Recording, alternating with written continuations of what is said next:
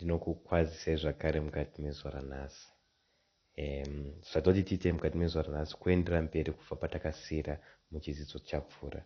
Kana muchiri kurangara, takabata chidzidzo chaichiri kuti chii chinonzi Trinity uye timborina vana vaMwari vangani. Saka takabata kutsanangura kwainoitwa Trinity uye futi zvakare tikabata kuti Bhaibheri rinomboti kudini maringe nenyaya iyi, uye tikawerenga mavhesi akati kuti akatiratidza zvechokwadi kuti kunongwana Mwari mumwe chete anova Baba. Mamwe emavhesi atakawerenga anobva kuna John chapter 17 pavhesi ya3. Mamwe nachona takawerenga kubva kuna Vakorinde wekutanga chapter 8 pavhesi ya6, vaEfeso chapter 4 vhesi ya4 kusvika pa6, Timothy wekutanga chapter 2 pavhesi ya5, nemamwe mavhesi akasiyana-siyana takawerenga airatidza kana kuti aibuditsa pachena achireva kuti kunongwana Mwari mumwe chete, uye Mwari uyu mumwe chete ndiBaba woga, sezvo takanzwa. Uye futi zvakare tikaona kuti inzwi rekuti woga rinoreva kuti hapana mumweni ari kunzi ndiye Mwari kusiya kwaBaba woga, sezvo takabata nezuro.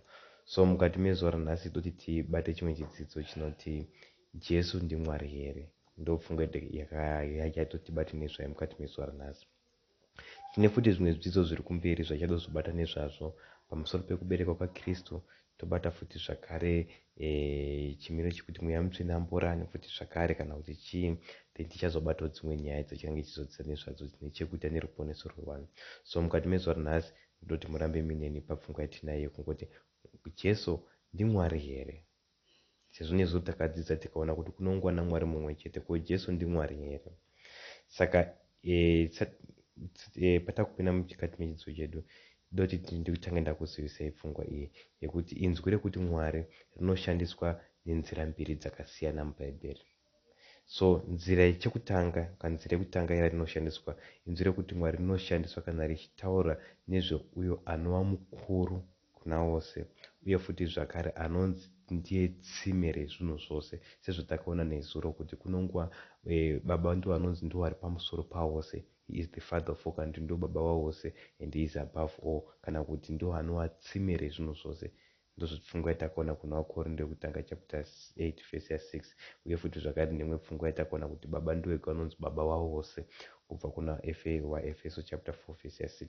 Saka tichitarisa Bhaibheri kana ichitsanangura inzwi rekuti Mwari, nemwe pfungwa riri kubata uyo anova mukuru kana kuti anova tsime rezvinhu zvose, anova futi baba wavose, asiri pasi pemumwe, ndiye ari pamusoro pavose, ndiye baba wavose, uye futi zvakare ndiye tsime rezvinhu zvose.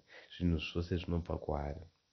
Saka nekuda kwepfungwa iyi yatabata nezvayo, inzwi iri mashandisiro arinoitwa zvichienderana nemavhesisi atakabata nezuro, zvinongoreva kuti kunongwana Mwari mumwe chete. Kune mumwe chete anova tsime rezvinhu zvose, uye futi zvakare ndiye futi anonzi ndiye baba wavose, uye futi zvakare ndiye ari pamusoro pavose. Saka nepfungwa iyi tinongoona kuti kuna Mwari mumwe chete. Uye futi zvakare inzwi rekuti Mwari rinoreva futi zvakare kune uyo ane chimiro chaMwari, kana kuti nemamwe manzwi anoshandiswa nechirungu, vamwe vanoti rinomirira kune uyo anopozesa chimiro kana kuti nature nemacharacteristics kana kuti attributes of God. Saka tiri kuti isusu inzwi rekuti Mwari hwane rinoreva uyo anova mukuru kuna vose, anova futi zvakare baba vose, anova tsime rezvinhu zvose. Tikaona kuti riri kureva kuti kuna endi nepfungwa iyoyi kungona mumwe chete anova Baba. Uye futi zvakare inzwi rekuti Mwari rinoreva uyo ane chimiro cheumwari, sezvatichabata pamberi apo nezvatakabata kuti Jesu Kristu mwanakomana waMwari. So nekuda kwekuti Jesu akaberekwa naMwari, saka nemamwe manzwi ane chimiro chaMwari nemhaka yekuti mwana waMwari.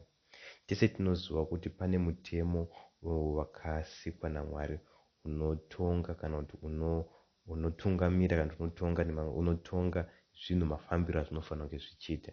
Ende mutemo uyu ndewekuti chinhu chinobereka chinhu chakaita saicho. Nemuchirungu tongoti like beget like. Nemamwe manzwi tokuti mupichisi unobereka mapichisi, mugwavha unoberekwa futi magwavha, mumango unoberekwa mumango. Kana tiri kumhuka futi zvakare, tikatarisa makudo anoberekwa makudo, tikatarisa madhongi anoberekwa madhongi, mbudzi mbudzi, huku inokandirwa futi mazai, asi mazai aya tinoona kuti ese anozongobuditsa futi chinyi, huku. Saka nemamwe manzwi tiri kuti munhu unobereka chinyi, munhu, zvekuti dai zvaibvira, dai ngirozi dzaibereka, paiberekwa futi ngirozi. Saka nemamwe manzwi tiri kuti sezvo Mwari iye pachake sezvo Mwari aine chimiro cheumwari, saka kana achinge abereka ari kuberekwa futi zvakare mumwene ane chimiro sechakaita sechake. Saka kana Kristu, kana tichibvumirana kuti zvechokwadi Kristu mwanakomana waMwari, saka nemamwe manzwi ane chimiro cheumwari, ndiMwari nemhaka yekuti akaberekwa naMwari. Tazvibata. Saka nemamwe manzwi ndo matsanangurirwo kana ndo mashandisiro anoitwa inzwi rekuti Mwari mukati meBhaibheri. So chekutanga rinoreva kune uyo anova mukuru kuna vose, anova baba vose, anova tsime rezvinhu zvose, nekuti zvinhu zvose zvinobva kwaari.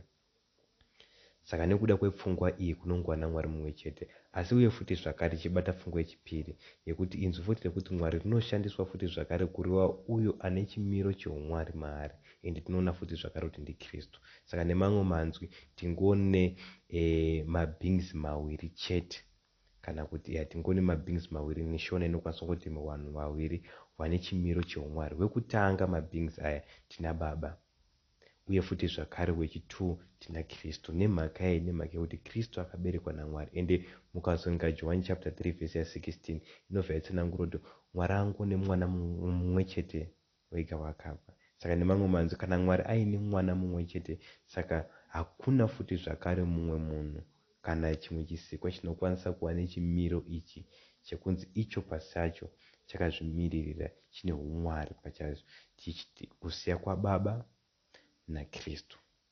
So ndo ega madivine beings atadzidza nezvo, ataona panapa. So tichiendera mberi, tese tinoziva kuti sezvo tabata pfungwa kuti Jesu ndiMwari nemhaka yekuti ane chimiro cheumwari, kana kuti nemhaka yekuti akazvarwa naMwari, saka iye ndiMwari nemhaka yekuti akazvarwa naMwari. So even tikaverenga vaHebrew chapter 1 verse 3 inotsanangura ichiti Kristu mufananidzo chaiye, mufananidzo chaiwo waMwari, mufananidzo chaiwo naMwari. Nemuchirungu unovhura kuti he is the express image of God. KuOld Testament tikaverenga anonzi Michael zvinoreva kuti Mikael kuHebrew. Nemamwe manzwi zvinoreva kuti uyo akaita saMwari, nemhaka yekuti iye pachake anonzi uyo akaita saMwari because akabva muna Mwari, ane chimiro cheumwari. He is the express image of his person. Kana tichiverenga bhuku raHebrew chapter 1 verse 3 ndo zvarinotsanangura, kana kuti ane mufananidzo chaiwo waMwari, ndo zvatinodzidza. Saka nemhaka iyi taona kuti taona kuti zvakare Kristu ndiMwari. Asi kana taakutaura kuti ndoupi Mwari watinofanira kunamata, kana kuti Mwari weBhaibheri, unongova Mwari mumwe chete anova Baba waKristu Jesu. So mavhesi atakuda kuverenga panapa mavhesi achanga achitsigira kuti zvechokwadi Kristu ndiMwari nemhaka yekuti mwanakomana waMwari, kana kuti ane umwari huri maari hwaakagara nhaka paakaberekwa kubva kunani? Kuna Baba. So vhesi redu rekutanga rachada kuti tiverenge nezvaro riri kubva kuna vaKorose chapter 1 verse 19. Tomhanya futi zvakare pana vaKorose chapter 2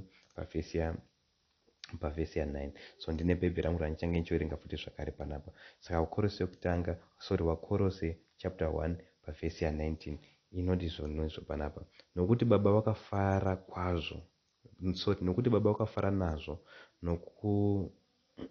kuti kuzara kwose kugare maari.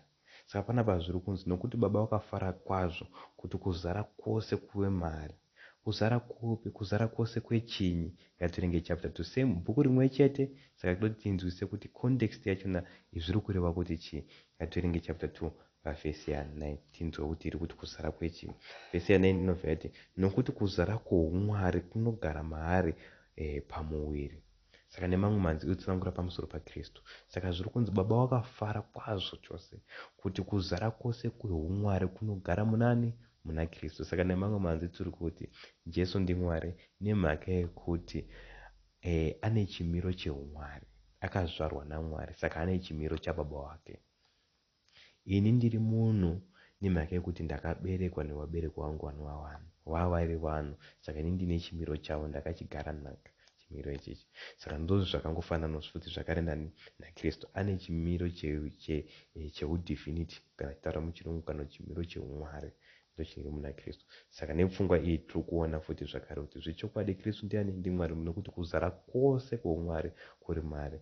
Kristu haana umwari hushoma kana kuti hukuru kuna Baba. Kuzara kwose kweumwari kungori naBaba ndokwakangopofu zvakare kuna Kristu. Nemamwe manzini tiri kuti inini ndiri munhu, handisi munhu wekunzi handisi munhu chaiye chaiye, ndiri munhu chaiye chaiye. Kunyange mwana mudiki akazvarwa munhu chaiye chaiye, haasi munhu asina kunyatsokwana kana munhu chaiye chaiye, nekuti munhu asanoita chikuru hake tiri kutarisei kuvanhu. Asi kuna Kristu tinongozoti ndimwari chaiye chaiye nemhaka yekuti akazvarwa naMwari. Saka chimiro ichichi anacho kuburikidza nekuberekwa naBaba, because akazvarwa naBaba avo vanova Mwari. Saka iye nekuda kuburikidza nenzira yekuzvara ane umwari kumaari. So ndopfungwa iripo yatiri kubata nezvayo. So ndopfungwa yatabata panapa pana Vakorose chapter 1 pavhesi ya 19 nachapter 2 pavhesi ya 9. So Bhaibheri ratiudza pachena kuti Jesu Kristu ane chimiro cheumwari. Asi hazvisi kureva izvo kuti taana vanamwari vaviri, Mwari wedu watinodzidza kubva mupakati mebhaibheri. Amen. Kana muri kubata pfungwa yangu, kana pese patinotsanangura tichitaura kuti kunongova naMwari mumwe chete, kana nemamwe manzwi tinonga tichiedza kureva kuti kunongova nemumwe chete anova mukuru kuna vose, anova futi zvakare tsime rezvinhu zvose. Nepfungwa iyi ndopandati kunongova naMwari mumwe chete. Asi kana takubata pfungwa yekuti vanamwari, tine vanamwari vangani in the sense yekuti wane chimiro chakafanana kana kuti wane nature kana maattribute kana macharacteristics akafanana, kune vaviri. Mumwe wacho ndiBaba, mumwe wacho Mwanakomana. Ndopfungwa dzatiri kuona. Asi hazviureva kuti taana vanamwari vaviri vanova tsime roupenyu, tsime rezvinhu zvose, kwete. Anova tsime rezvinhu zvose sezvatakadzidza nezuro mukati mebhuku raVakorinde vekutanga chapter 8 verse 6, kunongova mumwe chete. Uye futi zvakare anova Baba kuna vose, futi zvakare anongova Baba watakadzidza nezvavo mukati mebhuku nezuro kubva kubhuku ravaEfeso chapter 4 pavhesi ya 6. Uye futi zvakare tikaona futi zvakare kunongova naMwari mumwe chete anomira pakati pemunhu, anomira pakati paiye Mwari naKristu. Tine murerero mumwe chete sezvatakadzidza kuna 1 Timothy pavhesi chapter 2 pavhesi ya 5. So ndichangoti ndiwerengewo mamwe mavhesis anoratidza kuti zvechokwadi Kristu ane chimiro cheumwari. Saka rimwe vhesi rekutanga ratichaverenga ndiJohani chapter 1 pavhesi ya 1. John chapter 1 pavhesi ya 1 inoti panapa, pakutanga shoko rakanga riripo, shoko rakanga riri kuna Mwari, shoko rakanga riri Mwari. Saka takatarisa vhesi iri riri kuratidza kuti ende tikatarisa futi vhesi ya 14 ichida kundi shoko iri ndiani. Vhesi ya 14 inobva yatsanangura ichibva panapa, shoko rakazova nyama rikagara pakati pedu, tikaona kubwinya kwake, kubwinya sowakaberekwa mumwe chete waBaba, azere nenyasha nezvokwadi. Saka nemamwe manzwi shoko iri rakazova nyama, tese tinoziva kuti ndiKristu ari kutsanangura nezvake. Saka pezviri kunzi pakutanga shoko rakanga riripo, zvakanzi shoko rakanga riri kuna Mwari. Saka tiri kuti pane shoko naMwari, because shoko iri rikunzi rakanga riri kuna Mwari, uye futi zvakare zvanzi shoko rakanga riri Mwari. Nemamwe manzwi zviri kunzi shoko iri rine chimiro cheumwari. Nemhaka yei pavhesi ya 14 inobva yatsanangurwa zvakanzi takaona kubwinya kwake, kubwinya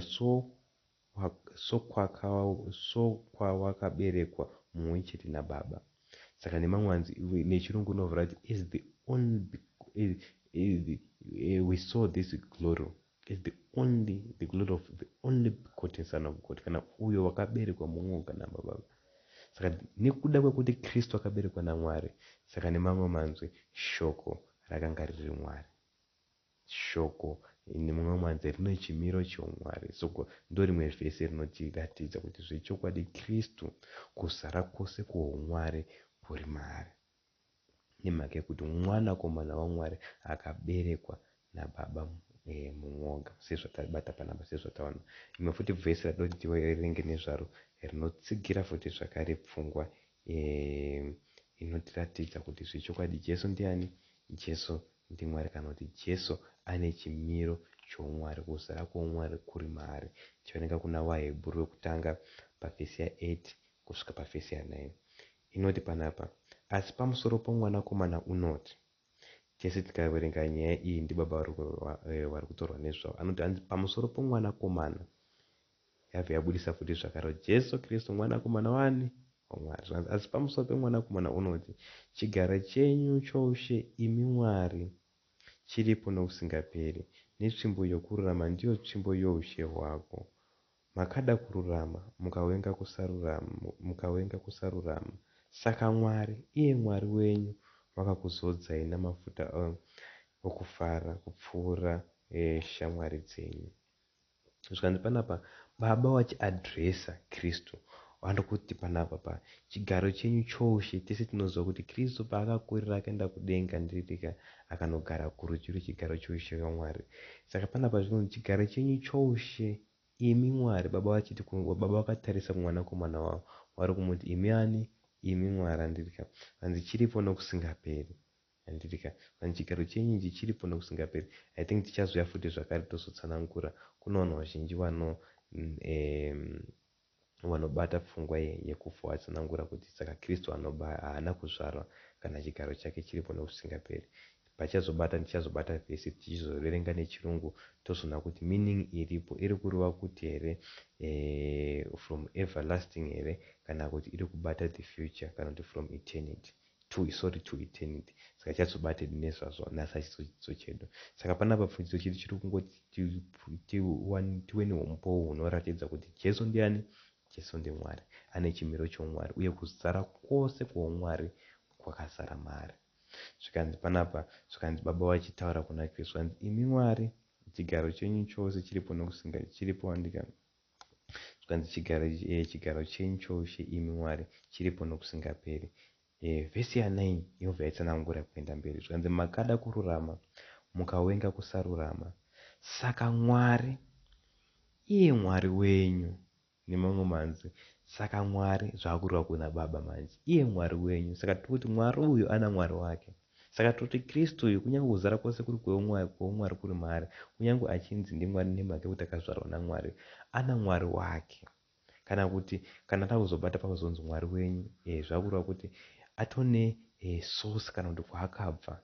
Ende takadzidza tikaona nezuro kuti baba ndotsime, zvinhu zvose zvakabva kwaari, ndotsime rezvinhu zvose. Saka nemamwe manzi tiri kureva kuti Kristu akabva kuna Mwari nemhaka yekuti akaberekwa naMwari. Saka panapa ana Mwari wake watobata nezvake, ende Mwari wake uyu ndibaba. Iwe futi zvakare rege ndikuyochidze ndichiti hakuna vhesi rimwe chete mubhaibheri rinobudisa pfungwa yekuti baba vana Mwari wavo, kana kuti Mwari baba vana Mwari wavo vari pamusoro pake. Hakuna vhesi rimwe chete rinotsigira pfungwa iyoyo. Mavhesisi ose atingawana ari mubhaibheri anokwanisa kutibuditsira. Pane mavhesisi mazhinji akawanda anokwanisa kutibuditsira kuti Jesu ndiye hana Mwari wake, asi baba hawana Mwari kwaari pamusoro pake. Handidika tikazvinga kuna Mark chapter, handiketi ngomawerenge, Mark chapter 15 pane mavhesi atoti tiverenge panapa aripo anokwanisa futi zvakare kutibatsira kuti tinzwisise kuti Jesu ana Mwari wake wainamata. Mark chapter 15 ndichaverenga pavhesi ya34. Mark chapter 15 pavhesi ya34 panapa inoti, nenguva yepfumbamwe Jesu akadana nenzwi guru achiti, Eroi Eroi rama sabakatani, nokuti kana zvichishandurwa, Mwari wangu mandisiyireko. Tazoona ka tiri kuti kuzara kwose kwoumwari kuri munani? Muna Jesu. Nemamwe manzi Jesu ndimwari, shoko rakanga riri Mwari, shoko rakazvarwa naMwari, saka rine chimiro choumwari, asi kunyange zvakadaro rina Mwari waro. Saka ari kuti Mwari wangu mandisiyireko. Saka Jesu ana Mwari, ndizvo ka sezvataona panapa. Uye futi zvakare nevhesi ratabva kuverenga kuna vaHebheru chapter 1 vhesi ya9 rainyatsa kubudisa pachina kuti Mwari iye Mwari wenyu. andidika vakakuzodzai chiensofa tichivharadzikira mberi. Saka tiri kuti nemamwe manzi Kristu anani ana Mwari. Rege tiverenge futi rimwe vhesi rekupedzisira 1 rinongobuditsa futi zvakare pachena kuti Kristu anani, kuti Jesu ana Mwari. John chapter 20 pavhesi ya17 iri kuti izvonizvo pana pavhesi ya17. Jesu akati kwaari, usandibata nokuti ndichigere kukwira kuna Baba vangu, asi enda kuhama dzangu uti kwavari, ndinokwira kuna Baba vangu naBaba wenyu, kuna Mwari wangu naMwari wenyu. Saka iye zvinezvi tese tinobvumirana kuti zvava pachena kuti Jesu ana Mwari, uye futi zvakare Jesu uyu ane chimiro choumwari, kuzara kwose kwoumwari kuri mari nekuda kwekuti akazvarwa naMwari. Saka kana Jesu achiti ndinoenda kuna Baba vangu, ndinoenda kuna Baba vangu naBaba wenyu, Mwari wangu naMwari wenyu, saka Mwari iyeye waari kuti Mwari wangu ndiye anova Mwari mumwe chete, anovatsimire zvinhu zvose, anovapa uyu anonzi Baba vavose, ari pamusoro pavose. Ndiye kana Bhaibheri zhinji parinobata nyaya yekuti kunongova naMwari mumwe chete, kunongova naMwari mumwe chete, riri kureva Baba Mwari pamusoro pavose. Jesu tabata tikaona zvechokwadi kuti zvechokwadi ndiMwari nemhaka yekuti mwanakomana waMwari. Sezvo ndambopa example yekuti iwe neni tiri vanhu nemhaka yekuti takazvarwa nevanhu. Saka Jesu ndiMwari nemhaka yekuti takazvarwa naMwari. Ane chimiro choumwari uye kuzara kwose kweumwari kuri mari, ende zvakafadza Baba sezvataona mubhuku raFilipi. Saka nemamwe manzi ndopfungwa iripo yatinongotibate nezvayo. Saka zvatichaita apa mukati mezvanhasi tichangoti dzikorodze mamwe mavhesisi mazhinji anongoedza kubudisa futi zvakare pfungwa dzatakadzidza nezvadzo nezuro. Dzinoreva kuti kunongova naMwari mumwe chete, ende kana achiti kunongova naMwari mumwe chete tiri kureva kuti chii? Setsanangudzo yandambopa pakutanga kuti kana achiti kuna Mwari mumwe chete tiri kureva Baba vanovatsimire zvinhu zvose. Saka mavhesisi achona todata kuti tichimboerenge tizvive pachena. Vhesi redu rekutanga ndivakorinde Vakorinde yekutanga chapter 8 pavhesi ya6. Chapter 8 vhesi ya6 iri kuti zvoni, Vakorinde yekutanga chapter 8 vhesi ya6 iri kuti zvonizvo panapa, asi isu tinongova naMwari mumwe bedzi, ndiwo Baba. Zvinhu zvose zvinobva kwaari, nesu tiripo nokuda kwake. Saka panapa pfungwa iri kuedza kubudiswa napo ari kuti asi isu tinongova naMwari mumwe bedzi, zvikanzi ndiwo Baba. Saka nemamwe manzwi hakuna futi mumwe neanonzi mumwe Mwari kusiya kwaBaba. Saka nachitaura pamusoro pekuti tinawana Mwari wangani, havasi watatu, havasi 5, havasi 7, mumwe chete ndiwo Baba. Tiri toseka. Saka ndopfungwa dziripo, ndo rimwe remamwe remavhesi ratakuerenga. Then ndichangoerenga futi rimweni riri kuna vaEfeso chapter 4 pavhesi ya6. Nobva yatsanangura naBaba mumwe, naMwari mumwe naBaba vavose, uri muna vose. Handidika nechirungu rinobva ranzi and one God, the Father of all, kana kuti who is the Father of all. Saka nemamwe manzwi kunongova naMwari mumwe chete anova Baba vavose, ende uyu haasi Kristu, uyu ndiBaba anova Baba vani vavose. Uye futi zvakare kunongova naMwari, asi isu tinongova naMwari mumwe bedzi, ndiwo Baba. Haasi kureva Kristu ipapo, haasi kureva Mweya Mutsvene ipapo, asi ari kureva ni Baba mumwe chete vari kumusoro kudenga. Then Kristu mwanakomana waMwari, kuzara kwose kwoumwari kuri maari. Ndosaka chinzi tinofanira kunamata kuna Baba kuburikidza nekuna Kristu. Hakuna anouya kuna Baba asi asina kuenda nekuna Kristu. Tiri toseka. Saka nemamwe manzwi tiri kuti Kristu ndo nzira inotisvitsa kuna Baba. Hakuna imwe nzira tinokwanisa kushandisa nayo inotisvitsa kuna Baba asi kudarikana naKristu. Ndosaka takabata futi nezuro bhuku raTimothy wekutanga chapter 2 vhesi ya5 yaitsanangura pamusoro pekuti kunongova nemurevereri mumwe chete anomira pakati pemunhu naMwari, kandi ndiye munhu Jesu Kristu, which means Jesu Kristu ndiye ega anomira pakati pemunhu naMwari. Saka Mwari ndomwe chete, uye futi zvakare Jesu Kristu ndomwe chete, uye Jesu ndiye anomira pakati pemunhu naMwari. Ndopfungwa yatangobata, ndopfungwa dziripo. So panapa zvodoti tibati ndizvekuti pane rimwe vhesi rinokwanisa kutiratidza pachena pasina kupokana kuti kunyangwe patichazorarama nekusingaperi, Baba vachangoramba vari pamusoro. hapana waachazonge achizonzi achaenzana nanhingi. Baba ndo vacharamba ari pamusoro. Vhesi iri ngatirinzwise, ngatiroerenge. Riri kuna Vakorinde wekutanga chapter 15 vhesi ya27 kusvika pa28. Vakorinde wekutanga chapter 15 vhesi ya27 kusvika pavhesi ya28. Ndasvika, saka ngativerenge vhesi ya27. Nokuti wakaisa zvinhu zvose pasi petsoka dzake. Ndibaba vari kunzi wakaisa zvinhu zvose pasi petsoka dzaKristu. Zvanzi wakaisa zvinhu zvose, nekuti wakaisa zvinhu zvose pasi petsoka dzake. Saka nemamwe manzwi tiri kuti zvinhu zvese zvose zvazvo zvakaiswa pasi petsoka dzaKristu. Nemamwe manzwi tiri kuti zvinhu zvose zvakaiswa pasi peutongi hwaKristu. Ndofungu rekwedzoguswa. Asi pana akazviisa pasi petsoka dzaKristu. Ndiye anouya akazviisa. Tise tinozoti according necontext yechapter, ndibaba ndo wakapa Kristu simba pamusoro pezvinhu zvose. Nemamwe manzwi tikarangarira futi zvakamboitika kuEgypt, apo Joseph paakatorwa akaenda kuEgypt, akaitwa gavheni kana kuti akaitwa mutongi wemaEgyptians. Saka tinozoti Faro akaisa zvinhu zvose mukati maJoseph. Wese aida chaaida aenda kunoona Joseph. Asi azvisoreva kuti Joseph ndiye Faro, asi zvoreva kuti Joseph position yaanayo pana akamuisa ari pamusoro pake. Saka panapa nokuti baba wakaisa zvinhu zvose pasi petsoka dzani, patsoka dzake. Kandi zvino kana achiti zvose zvakaiswa pasi pake, zvinoonekwa pachena kuti iye wakaisa zvose pasi pake haaiswipo. Nemamwe manzwi tiri kuti zvirikusanangwa napo ari kuti Mwari akaisa zvinhu zvose pasi petsoka dzake. Hazvisoreva kuti iye Mwari ava pasi petsoka dzaKristu. Saka kana Mwari asiri pasi petsoka dzaKristu, zvoreva kuti ari pamusoro pake, nekuti ndiye akapa Kristu masimba, ndiye akapa Kristu zvinhu zvose kuti zviende pasi petsoka dzake. Asi kunyange zvinhu zvose zvakaiswa pasi petsoka dzake, hazvisoreva kuti iye akaisa zvinhu zvose pasi petsoka dzaKristu awewo pasi pani? Pasi paKristu. Ndozvipfungwa. Rege ndidzokorodze futi zvakare tozorenga kuzasi.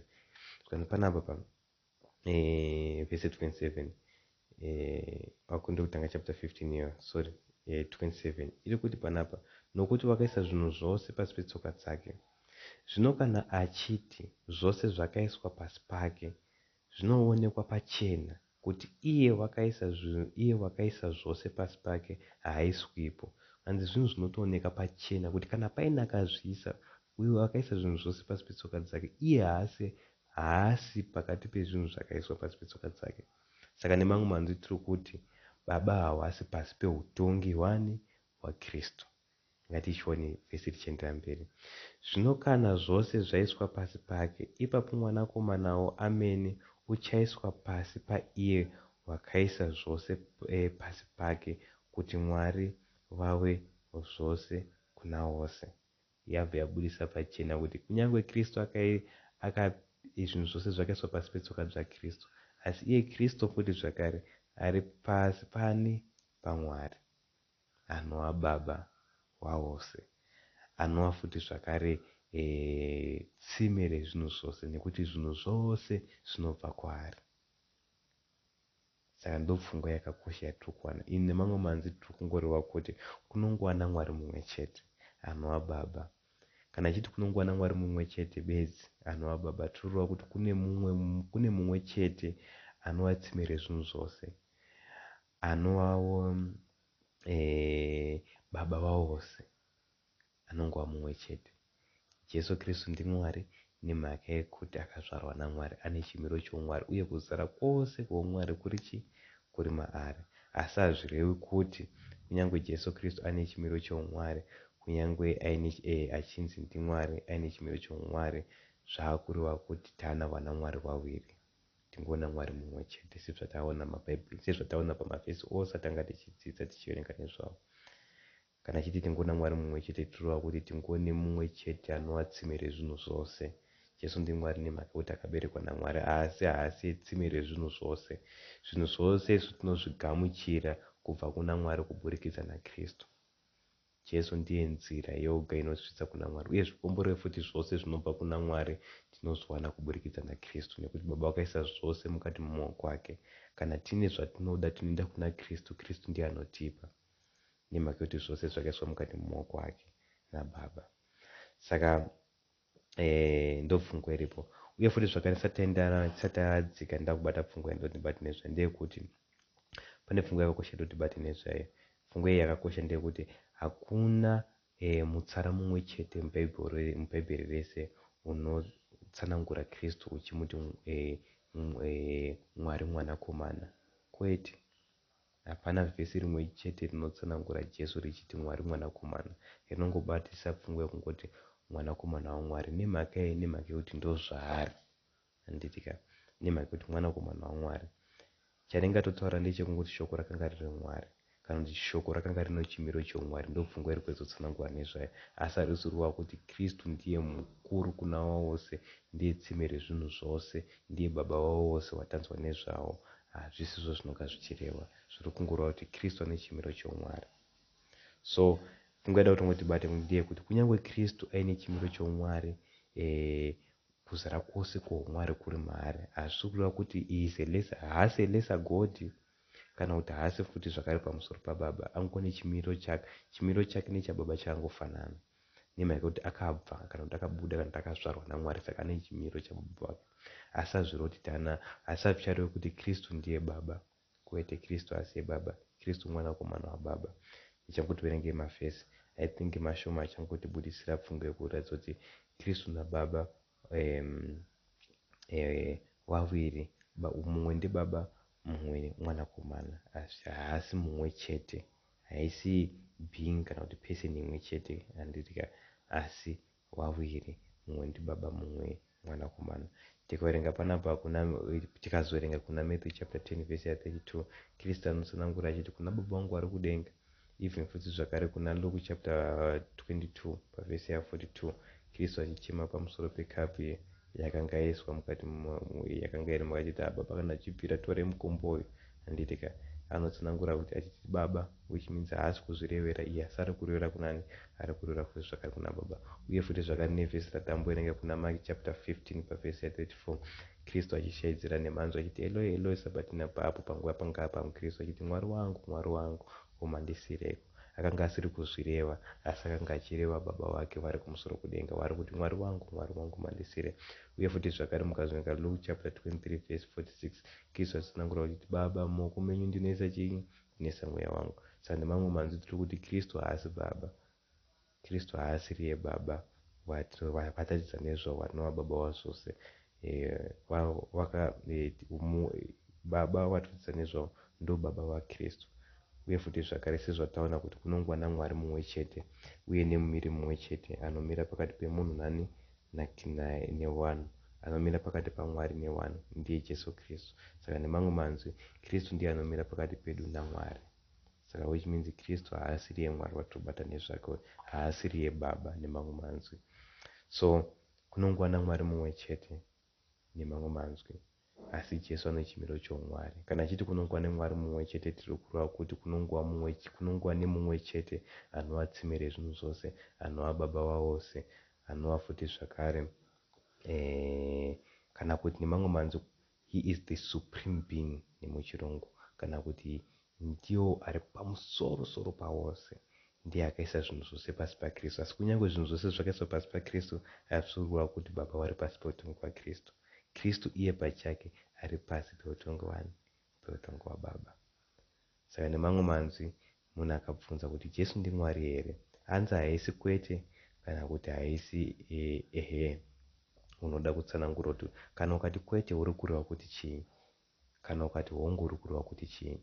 Saka Jesu ndiMwari here, kwete, nemhaka yekuti haasiriye tsime rezvinhu zvose, haasiriye ari pamusoro pawose. Jesu ndiMwari here, hongu, nemhaka yekuti ane chimiro cheumwari, akaberekwa naMwari, saka ane chimiro chababa wake. Ndopfungwa yatirongodzidza nezvayo. Tese tinoziva kuti patinozvarwa tinogara nhaka yechimiro chevabereki vedu uye nezita. Munhu akasvika akati ndoda kuona murahwa, kana ndoda kuona wamurahwa, haasi kureva inini. Kunyange ini ndine chimiro chababa wangu, ndine same DNA nawo, kunyange futi zvakare ndakagara nhaka yezita iroro rekuti murahwa, hazvisi kureva kuti ndini ndiri kureva, asi pari kureva baba vangu. Asi hazvireve kuti inini ndiri murahwa muduku, ndingori murahwa akangoita sababa vangu, because zvese zvingori baba vangu ndazvandakagara nhaka. Saka ndozvatanga kudzidzwa pana Kristu, kunzi kuzara kwose kwoumwari kuri chinyi? kuri mahara. Ndochidzidzo chedu chatava nacho mukati mezuva ranhasi. Saka chidzidzo chachabata next time ndechekuti Jesu uyu watiri kutaura nezvake, Jesu Kristu, akasikwa here kana kuti akaberekwa? Chizobata futi kuedza kutsanangura kuti inzwi rekuti kusikwa rinongoreva here kuti kubereka, because kune vamwe vazhinji vanofunga kuti Jesu akasikwa vachimisa pakati pezvisikwa. Kwete, Jesu haana kusikwa asi akaberekwa. Chazobata kuti zvinorevei muchidzidzo chinotevera. Muve nenguva yakanaka. Amen.